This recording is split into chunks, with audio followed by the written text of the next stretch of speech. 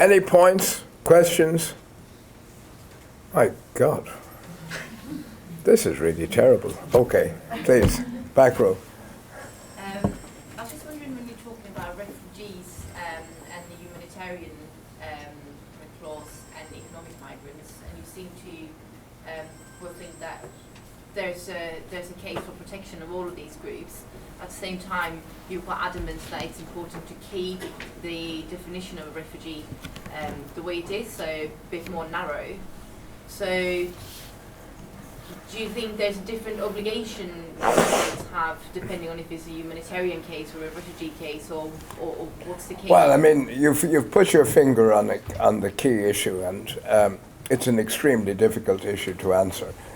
My concern is that you don't try and expand the definition of refugee, because, as I say, it'll be blown out of the water, and far from expanding it, it'll be contracted. So what do you do with survival migrants?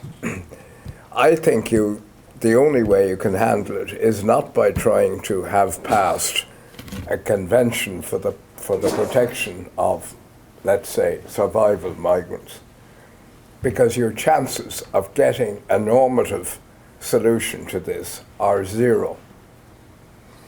What you do, I think, but there are others who no doubt here may have much more sophisticated views, I think you have to work around the idea of differentiated visas and allow for the fact that you can create a public response to tragic events which do not amount to persecution, that allow you to provide some sort of answer.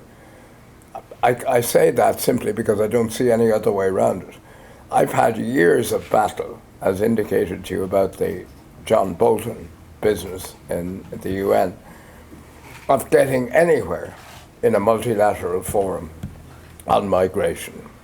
Countries say, we have our constitutions, we have our legal system, we provide for the rights at home, we don't need interference from anybody, least of all from the United Nations or any of its institutions.